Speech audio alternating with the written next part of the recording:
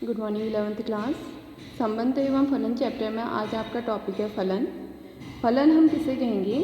फलन हम कहते हैं ए से बी में एक ऐसा संबंध आ जिसका ए के अवयवों का बी के अवयव में के अद्वितीय प्रतिबिंब। अद्वितीय मतलब जैसे मैंने आपको दिखाया था आर संबंध का किरण आरेख खींचते हैं तो हम इसे प्रांत कहते हैं यानी ए, और यहाँ कहते हैं हम इसे सहप्रांत बी। मान लो यहाँ पर कुछ अवयव हैं आपके 1 2 3 और यहाँ है ए बी सी। अद्वितीय मतलब होता है, पहले भी आपको बताया होगा या आपको पता होगा, तो ये मतलब सिर्फ केवल एक। तो जैसे हमने कहा 1 का प्रतिबिंब बी है, 3 का सी है, तो 2 का ए होना चाहिए। ठीक है, तो हमने देखा कि ए के अवयवों का बी में केवल एक ही प्रतिबिंब बन रहा है, तो इस संबंध को हम कहते हैं फलन। अगर इसी में मान लो हम कहते ये आपका ए है 1 2 3 और यहाँ पर आपका ये है B, A B C D, तो हमने कहा ए का प्रतिबिंब बी भी है और 1 का प्रतिबिंब डी भी है, 2 का ए है और 3 का सी है।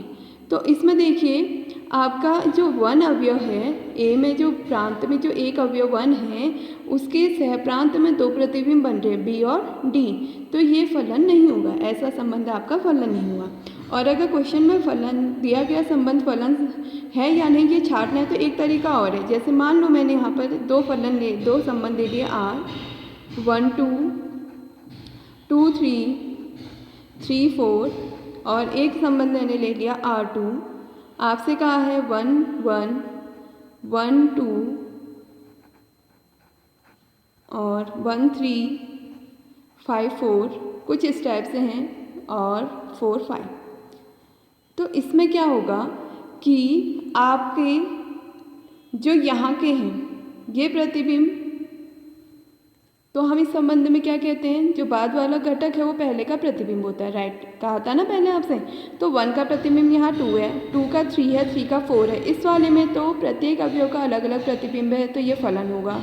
जबकि देखो इसमें 1 का प्रतिबिंब 1 भी है, 1 का प्रतिबिंब 2 भी है और 1 का प्रतिबिंब 3 भी है, तो ये फलन नहीं होगा। तो हम एक सरल तरीके से अगर छांटना ठीक है तो हम कहेंगे जो प्रथम घटक हैं वो दिए गए संबंध में एक से अधिक बार नहीं आना चाहिए। देखिए यहाँ पर 1 एक बार आया, 2 एक बार आया, 3 एक बार, यहाँ 1 1 1 3 बार आ गया, तो इसका मतलब ये फलन नहीं होगा। तो फलन का मतलब है कि प्रांत के अवयवों का सहप्रांत में अद्वितीय प्रतिबिंब होना चाहिए। तो ये आपको समझ में आ गया होगा। अब हम कहते हैं कि जो ये हमारे बाद वाले घटक है वो पहले के क्या हैं, प्रतिबिंब हैं। तो हम क्या करते हैं, इसमें फलन के जो बाद वाला यानी जो सहप्रांत होता है उसके अवयवों को दिखाते हैं y से, और ये होता है आपका a, इसके हम अवयव लेते हैं x से, और फलन हमेशा स्मॉल f से निरूपित किया जाएगा।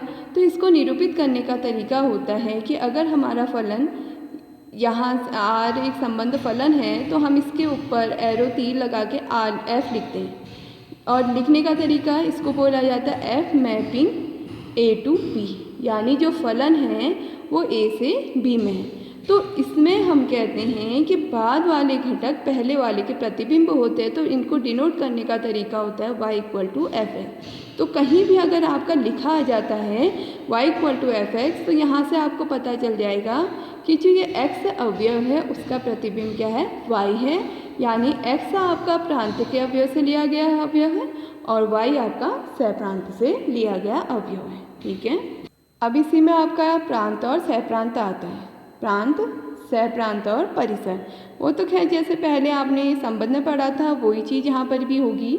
हम प्रांत कहते हैं यदि ए से बी में कोई दो अरिक्त समुच्चय ए और बी दो अरिक्त समुच्चय है और समुच्चय एफ समुच्चय बी ए से बी में एक फलन हो, अर्थात एफ मैपिंग ए से बी है, तो हम ए को फलन का प्रांत कहते हैं, बी को फलन का सहप्रांत कहते हैं, और प्रतिबिंब वाले अवयव को हम इनका परिसर कहते हैं। आ गया समझ में? जैसे यहाँ पर है हमारा ए, हमारा सेट कौन सा है, 1 2 3 1 2 3, तो ये प्रांत हो गया। बी क्या है हमारे पास, ए बी सी, तो ये क्या हो गया आपका सहप्रांत। अब परिसर में इमेज भी आपकी यही है, प्रतिबिंब भी ए बी सी ही बनी है, ए बी सी ही बने हैं, तो ये आपका परिसर हो गया, यानी यहाँ पर जो परिसर है वो बी के बराबर है।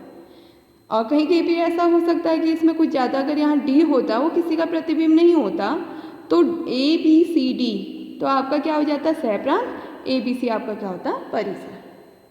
फिर इसी में हम कहेंगे अगर हमारे पास दो फलन हैं एफ और जी, एफ एक फलन है और स्मॉल जी दूसरा फलन है, तो हम एफ और जी को समान कहते हैं।